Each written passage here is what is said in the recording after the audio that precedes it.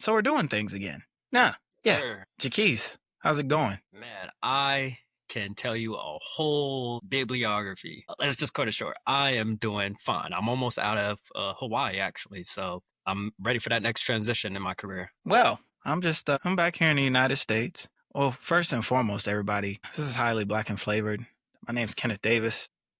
And I'm Jakese Crockett. Yeah, elephant in the room. It's been a very long time. It's been a very, very, very, very long time. Sorry. Hey, life happens. Life happens. Very much. And we just moved. We moved forward, and this is something that we wanted to do. I will say a lot of this is on me. In a lot of ways, I kind of am the driving head of like where this goes. So really, I asked Jakese, like, what do you want to do? And he said, hey, man, whenever you're ready. And I just wasn't ready for a long, long, long time. Yep. That's kind of what happens when you have two jobs and other things going on in your life. That just kind of happens. But I'm glad to be back here, and I'm thankful for everybody that has tuned in, has checked in with us, and has asked us what we've been doing like the whole time. Because I always get it. Like I get it from my dad, and I get it from other people that we know, and they're just like, "Hey, when you guys on that podcast thing again? That little podcast thing you used to do. Yeah, what happened to that little thing that y'all was doing on that YouTube? I don't know. I don't know. I don't like the way you say that little thing. Now it makes me feel funny. I mean, it really is the little thing. I mean, this is therapeutic because we're, until otherwise, we operating at a loss here.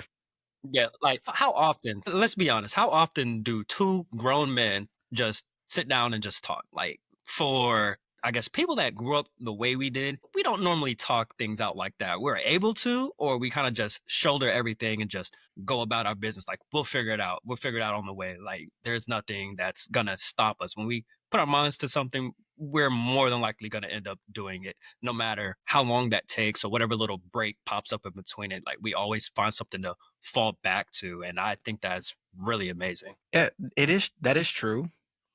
However, to counter your point, podcasting is becoming a lot more common, and will be as forthright as possible. Some of these fucking people don't need to say anything. You don't need to be on a platform at all. That's a part of the reason why I didn't come back and I didn't jump into this, because of the oversaturation. But I had to blot the noise out, and I had to sit and I had to study the craft. I had to study the craft and just realize, if you don't get in the booth and practice and work that muscle when it comes to your speech, when it comes to actually sitting on a podcast or sitting somewhere and just talking and moving and knowing how to navigate a conversation, you're going to lose the ability to use that muscle. It's going to fall to the wayside. So I took a lot of time to study the game and know and understand what not to do. Because there's people who have gotten on these different podcasts and other platforms that don't need them. They don't need them at all. And everybody thinks just because you may have some level of prominence, you may be a public figure, it means that it's going to translate into the space. Now we're an up and coming. We're a much smaller podcast. It's not quite as noticeable, but that's because we kind of have been working through that. And it's a lot of the time it just comes down to the reps. You have to get the reps. You got to put the time in. A lot of people can throw money, and that's what I had to learn. You can't just throw money at this and expect it to all work out. You got to, if you do put some money into it, you got to put it into the right places, and you have to have the right people on. Because I was talking with some friends about this not too long ago. I thought back to some of our older recordings. I don't regret almost anything that we've ever done, Jakese. No, I've enjoyed. Except one thing that I did on my podcast, on my separate one, separate of here. The audio ones that you do, right? Yeah. Okay, yeah, I tune into those a lot too, just when I'm around. One episode. God.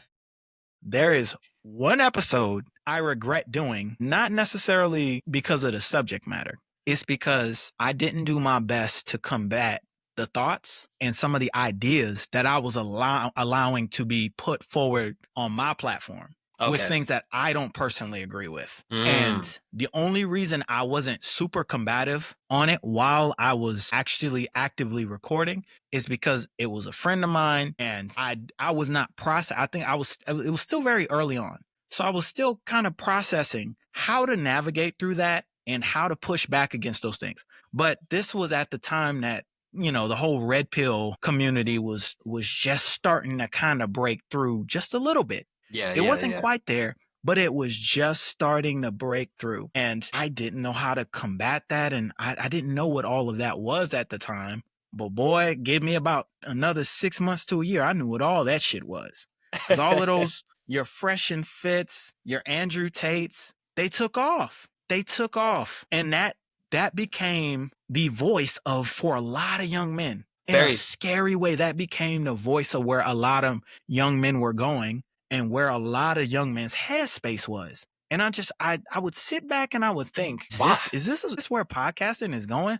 Like, even you go back to the it's a funny little skit. One of the comedian, how am I forgetting his name? But you know the little animated skit. Men eat steak and pork and chitlins, and women eat salad. Like that became the very much what podcasting was. And I'm just like, I had to sit back and I'm like, how do I not become this? How do we as a platform not become this? And we're a small channel, by us, for us. This is something I don't give a shit if this doesn't make $1. I don't care if nobody watches this shit. Only because I know that there are people who want to support it. It's just getting it to them. Exactly. And that's exactly right. I was very much in my feelings about it for a long time, but then I had to remove myself from it. And I was like, this is a creative outlet first, not a business. Eventually I want to get it through on the business end. That's something that we talk through and then we try to get in. But where I tried to approach it was business first and not a platform that was necessarily for us to create. Like, I was trying to jump out and create and get this big thing up underneath us just too fast. No, start small, by us, for us, study the game. Learn how this operates, and you do this long enough, you'll build something. It may not necessarily be world changing. You may not necessarily be a brilliant idiot or decisions. You may not, or a Joe Rogan pod. You may not be any of those guys or gals, but you will have at least tried to do something. This is something that I had wanted to do for over a decade. Like, I was into podcasting, and like, I really dug my heels into it real deep, like in high school. Nobody even knew what this shit was at all. So, Yeah, I hear you. And I definitely say us starting off small. Like, I have a philosophy that I applied to when I started making music, and now I realize I'm almost 6 years deep. There comes a point where you're gonna be forced to expand instead of you trying to like jump ahead through the hurdles and hoops to, all right, I need to buy this, I need to buy that. Like, there's tons of times where I see, hey, this is a new plugin that's gonna help you get a mix or master to sound like Drake or something.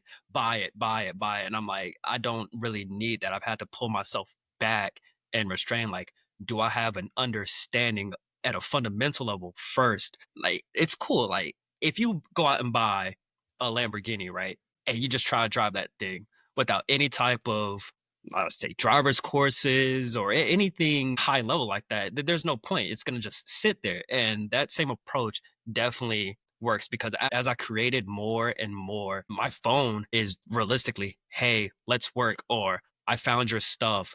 Let's talk. Let's do this and that. I've been around in so many different music communities that even other podcasts, other gaming companies, and just even my own mom has realistically been like, hey, I know you've been doing your music thing. I really enjoy it. You're really good at it. Shout out to so mama. Many different exactly. Like, there's so many different avenues for you. Same here. To go with this. So I believe that just the more we get back into it, like, I'm firmly aware that we have people, hey, when's the next episode? Like, literally yesterday when you had made a new video, I watched it all the way through. And then as soon as I saw my name, like, before I even got to the point where you mentioned me, I sent it out to 10 people that I already know watch us. And it wasn't even 10 minutes go by. I'm ready. I can't wait. So those moments right there, and it's like, wow, we're just creating, we're just talking between me, you, Chris, everybody. We're just talking, but there's people out there that's actually looking forward to this. And I think that gives me a little of a good feeling. It's like, because we're creating. It doesn't have to be perfect. It doesn't have to be fancy and all that. As long as we do something that we can look back on and measure our growth. Because I think that's realistically what it's always about. Lifelong learning and just, hey, being critical and analytical of yourself by the end of the day. I think that's one of the truest forms of self growth. If you can look at the end of the day, what did I do? What didn't I do? What did I like? What didn't I like? And how can I change that? That's a recipe for success. Absolutely. As I stated in my well, the comeback video, the little posting the other day. Don't tell people your dreams. Your dreams are for you. Your dreams are for you. That right there. Your dreams are for There, you. no, seriously, there's a philosophy behind it. Like people always want to know what you're up to, what you're doing. There's goals and stuff you have. You Don't might, tell them shit. yeah, you might tell Don't them a tell them little bit shit. here and there. And sometimes I've come to that point. I'm grown. I don't care what you think of me, but there might be like one or two people like, hey, I'm thinking of doing X, Y, and Z. And those are like my top confidants. And even then, sometimes I still don't tell them everything. I might surprise them with something. Hey, They because be hating to too. me, yeah, no, I feel like you tell somebody like a goal or dream, cool. It gets that person in your back pocket. It gets them in your field for them to root for you. But then my mindset goes to it, okay, I didn't accomplish that in a certain amount of time, or they're always checking up on me. And it feels like a gut punch or a guilt trip when I feel someone else is checking in on what I said I was going to do and I haven't got to those steps I needed to or I feel like I should be at versus I work in the dark. I will put in so much work for something I enjoy and love that nobody has any idea. And I'm a firm believer of what you do in the dark comes out in the light.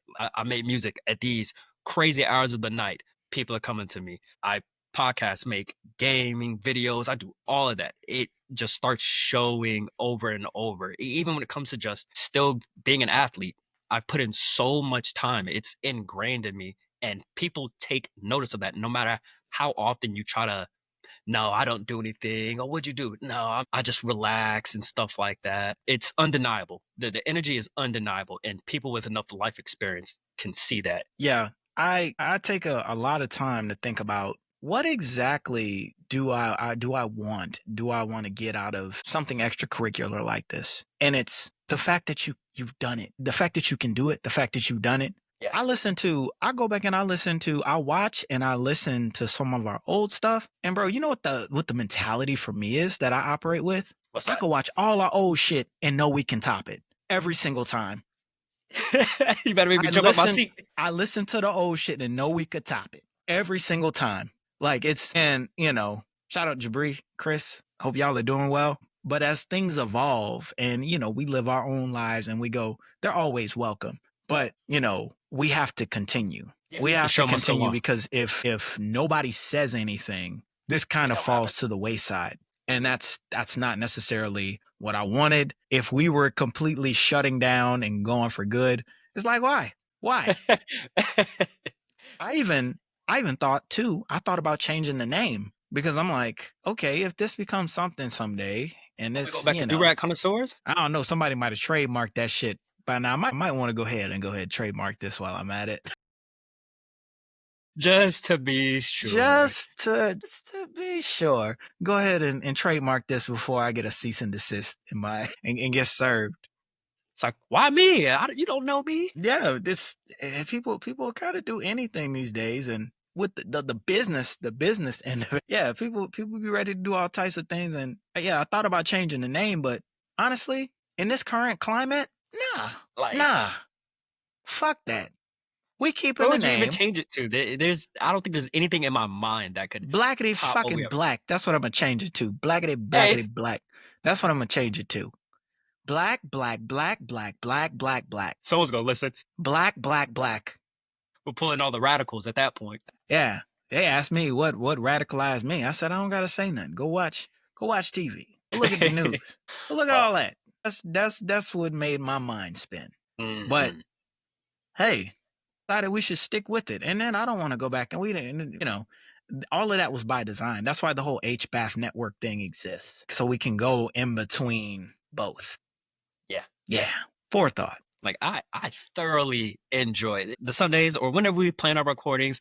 I actually thoroughly enjoy when we have these types of sessions, talks, I mean, we don't even have to record. Like, I just enjoy that to a degree because it gives me something to look forward to. It takes me out of a battle rhythm that I have, and I'm pretty monotonous with certain things, and then I'll just switch it up on my own. But this is always something good for me. Yeah, we had a whole 25 minutes before this. That usually always happens. Like, there's just some things that we can't talk about while we're getting into this. We just absolutely can't. But yeah, that's how we've been shaving off time throughout the last year, is thinking about that. Speaking of shaving, yeah, this is gonna have to go here pretty soon, And unfortunately. nah, man, look, I'm trimming mine down in a couple hours. I'll let it grow for over the weekend. Yeah. So, Department of the Army, they passed the memo. Permanent profiles for shaving are done.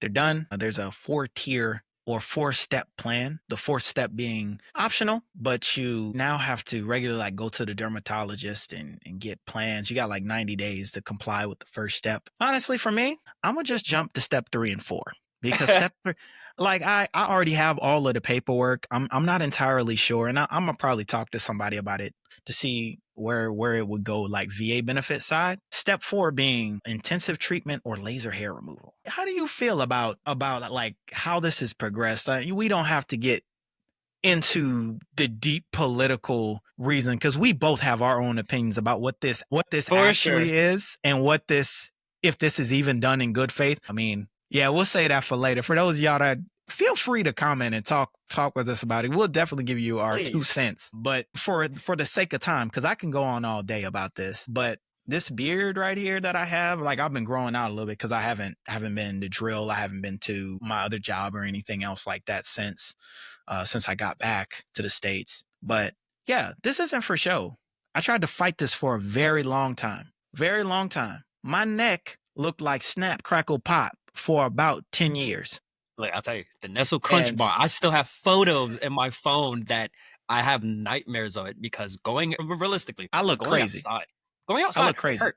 You know, I did the warm water. I've swapped to the safety razor, you know, the one blade. I've done the creams and I've done It's that. all I even have the trash. straight razor now. Like it didn't work and it would just progressively get worse. And it came to a point where my first sergeant was like, I am going to mess you up every time I see you if you do not go get checked out. So that's what started my process of, you know, getting my face taken care of and getting it seen. You know, it's on my medical profile. And for them to just, all right, we want you to come back into compliance. You have a certain amount of time to do X, Y, and Z. If not, we're going to separate you. And it's not even a medical separation. As we did a little bit of reading on it, you've probably done a lot more than me. It's just admin separation. It sounds like they're just trying to get rid of a whole bunch of people that probably have been taking advantage of the system. And those that are actually with the condition, you know, we're going to suffer for it. And it's going to be a long and drawn out fight that some people are either going to be all up in arms for, or some people are just going to fold and roll over it because careers on the line and just your own personal beliefs. But it comes to for me, medical disfiguration. It's my face. It's something I have to see. And every day people recognize me by face, voice, face. If something's wrong and I'm separated because of it, well, all right, cool. I'll find something else that complies with what I want to do. But just because you don't like the way I look in uniform, and that whole you can't seal a mask, that keeps coming back up. That That's keeps coming actually back up. not, And that's not true.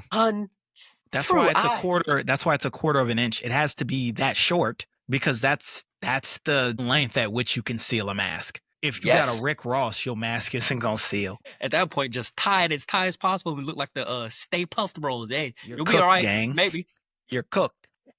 But realistically, it's like you said it before. It's a political move. Pieces are moving. There's higher powers at play, and we both know when something silly to this degree is just brought out of left field. It's hey, pay attention to this while we're over here doing X, Y, and Z, like blowing things up. Like that's exactly what I think it is. And it's and hey, I can only speculate.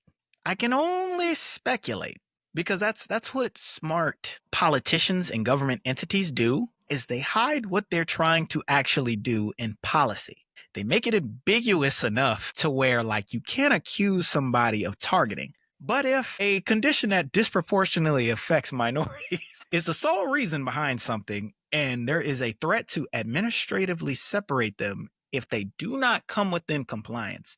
You're going to end up putting a hardship on a lot of soldiers. You're going to put them in like a little bit of a hard place. People will work through it and they'll find a way. Me, myself, I'll find a way. I don't operate in an official capacity. So, I operate in an official capacity, but I'm not active duty. So this is something that I won't have to deal with every single day. I'll have to deal with it, but not every single day.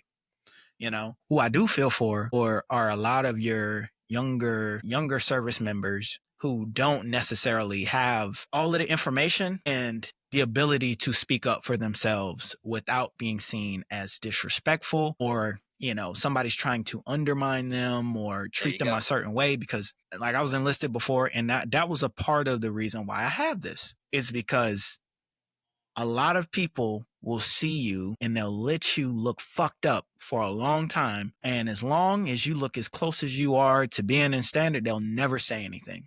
And people threaten you. People say all types of crazy things about you.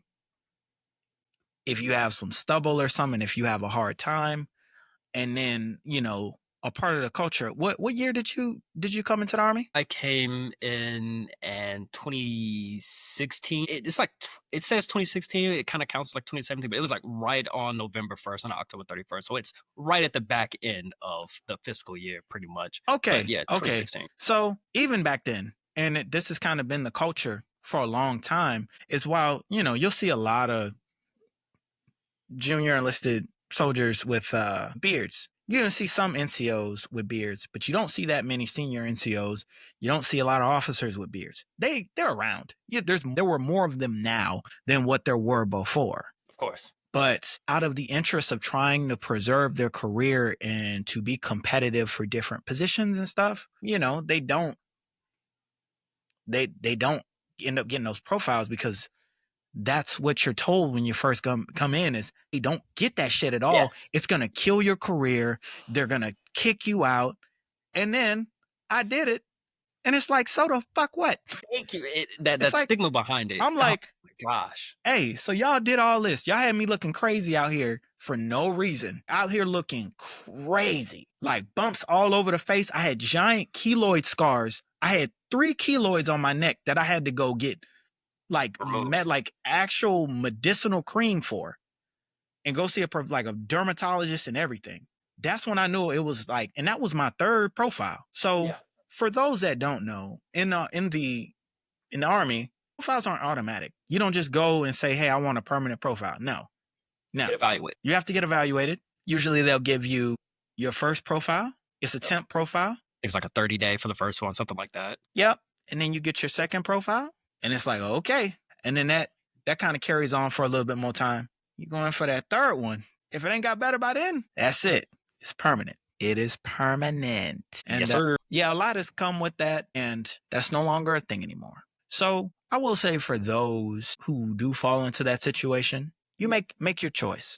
Remember, you only got so much time. Administrations change. Things change. That's the military. Things will change. But you can't take it to heart. You can feel however you want to feel, but don't internalize it in a way to where you end up taking it out on other people, or you let that distract you from what's really important. What should be important right now for you, for those who are affected and have to lose your beards. This sounds crazy. Like, we talking about shaving right now. This sounds fucking crazy. You need to be the very best that you can be at everything else. Be undeniable. Awesome. Be the best that you can be to meet your goals and to stay on your path. Don't let nobody take you off your path and have you crashing out here. I know for some, it may be an attack on your appearance. You may look a little different, but hey, you just got to find what worked for you, and wherever your decision has you land, you go on from there. But hey, best of luck to everybody out there who is affected by the great shaving apocalypse. I also want to say shout out to all the haters, the anti-beard haters in the military, and the grumpy dinosaur veterans who are anti-beard. Yeah. Back in my day. I just want to say we love you and we wish nothing but the best for you. And I mean that. That's it. That's all I got to say. How grand and super, like Superman. Yeah. Yeah. You said you hadn't seen it yet? No, I have not, actually. just small clips here and there of Superman this, Superman that, and people showing up to show support of it. Oh So yeah, I'll say must be good. it's to me. Let me throw this out here. I'm probably gonna change my rating. 6.8, maybe 7 out of 10. Very Okay. entertaining movie. However, because it's James Gunn, we've seen. I mean, we've had 3 Guardians of the Galaxy movie, and Guardians of the Galaxy 3 is something else. So Eh, he was able to create a very. He captured a certain essence of Superman that has been missing for a very long time. Because like I got a friend who loves that Henry Zack Snyder. Cavill's Zack Snyder's interpretation of Superman, and I absolutely hate Zack Snyder's interpretation of Superman because Mm. Superman can be an alien, but he has absolutely like no personality whatsoever. They kind of remove the essence, what makes him, And he Kal-El, didn't Superman, and Clark show Kent. that he had a little bit of a personality and a sense of humor until he was getting ready to leave that role. His cameo in Shazam, I'm like, that's Oh, it. I remember that. Yeah. No, actually, Black Adam. He had a Black cameo in Adam, not Black Adam. Shazam. Yeah, yeah, The yeah. cameo in Shazam is actually kind of funny though, because it was after he left. So like it only showed like the neck down. It was like a double or something like that. So I thought that was a funny Probably. way. That was a funny way to kind of like wink at the audience. But yeah, it is. It definitely is a movie that drops you into an established new DC universe, or a like a there are characters in this universe that we have seen before. Basically, James Gunn took the stuff that he liked and kept it, and all the rest of that shit can go. So this may be like an amalgamated, this may be the first time we have like somewhat of an amalgamated universe where something that was already established, not even like a multiverse situation. They Mhm. outright just take the characters and people who are playing certain characters and they're putting them into this universe. Like not even changing anything, because Peacemaker's story could honestly do that. Like I like John Cena as Peacemaker. He's funny. It's a cool show. But Superman very much wears his politics on his sleeve. It's on the nose. Like Yeah. it didn't even take 20 minutes and you like, oh, this is Israel Palestine. This is immigration. Yeah. Tough Yeah. topics. And a certain demographic of people won't really like that. They're It's not art. really. Yeah. Art can be interpreted in many different ways. But Nicholas Holt as Lex Luthor, that brother was chewing up scenery. Exactly what you said too. Yeah, Yeah, that now brother you was really make me want to go watch this. chewing up scenery. Like there very much was like a crescendo in how megalomaniacal and insane he is. It just continued to build. It just kept going. Yeah, but you got to see it from the start. Like knowing Lex Luthor, you see where the start of everything is. What I like about this movie is it feels very much like a comic book. Like you picked a comic book up and you're watching it. It's almost like if you go in a comic book shop and sometimes you see like issue number like 589 of like the main Superman run or some shit like that. You like, Who's continuing the story? I'm You're not not gonna going pick it up back. like that. I'm not going back and reading all that. So if you just open the book up and just started right there, that's what that feels like. Okay. So it is a very like, let's not waste time kind of movie. I It like is a that. I like that. it assumes that you know Superman's origin. So much so that it's only like an opening scroll. I'm not going to say how they do it, because how they do it is actually kind of cool and kind of funny at the same time.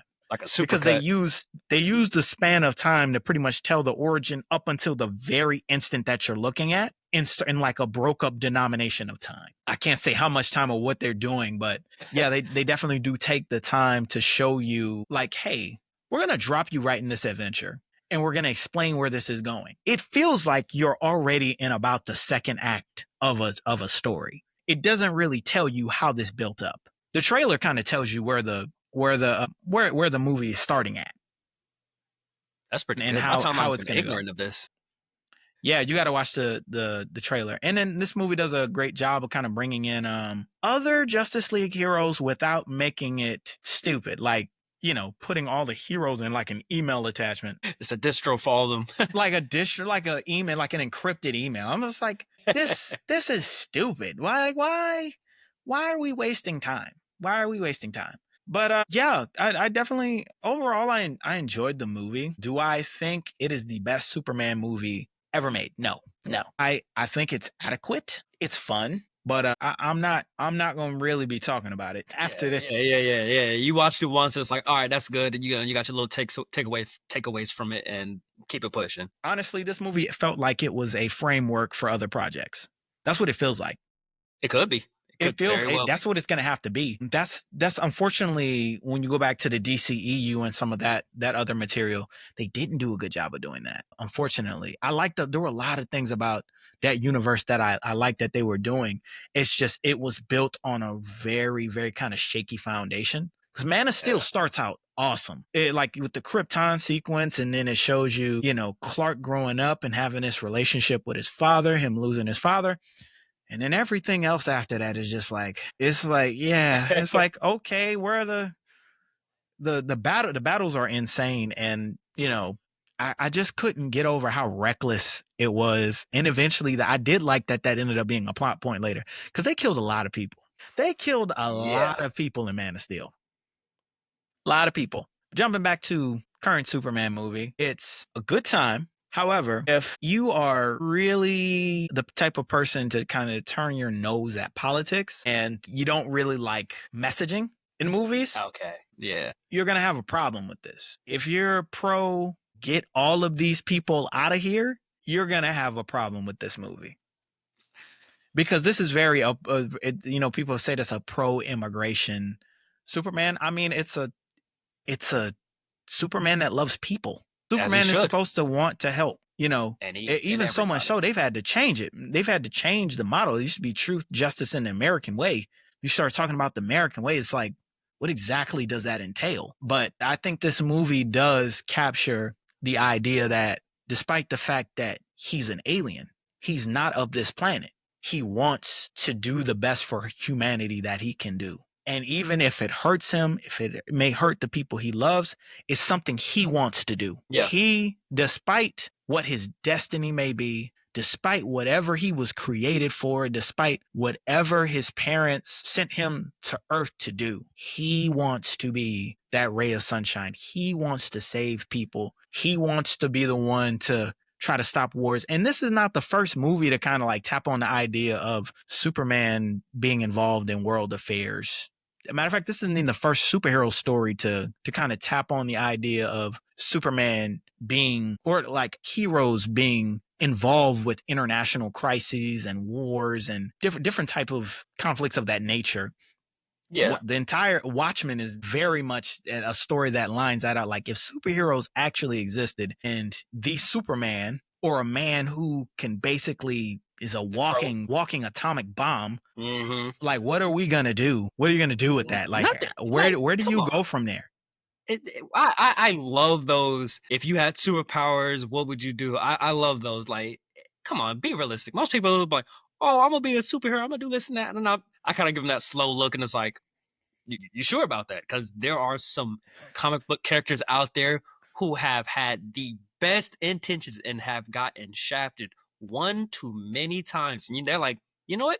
Forget it. They flip that script, and everybody that they try to help realize, yeah, we can't play ball with this dude. We can't even stop him, even if we tried. So be realistic with it. With superpowers, I'm probably gonna be a little selfish. I'm not gonna hold you. I'm not gonna lie to you. I'm not gonna be like, oh, I'm gonna go out of my way to save every person, every this and that, because it's not realistic. Even if my power set was something Superman-esque or something like that, I'll probably keep it low key and keep it pushing realistically. If you don't know, you ain't got to worry about it. If something decides to happen and I happen to be in an area, all right, cool. I don't want a whole bunch of collateral damage, or, if it's say it's like my favorite coffee shop or something. Damn, we got an alien invasion happen right here. What's that? Crisis averted. It's gone. Like, I'm gonna save what I like. I would hope so. Jakese, do you let it all burn? Do you have anything else for the good people? No, not realistically, man. We've been gone for so long. There's tons of things we could really jump into. Like, I mean, talk about movies. I think we still have an episode about Sinners. We got we got more stuff for y'all, but we definitely got to bring this to a close. What I will instruct y'all to do is to follow us at Highly Black and Flavored on Instagram, Facebook, Twitter, and what's that other shit called? Threads. Did I say TikTok? And TikTok. Probably most active on TikTok, A and lot easier to Instagram. get user engagement there. Yeah, We lot understand the easier to algorithm a little get bit. engagement there. But you can find me at Savad_Nekatre. That is SIVAD_NEKATRE. That's all I got for you.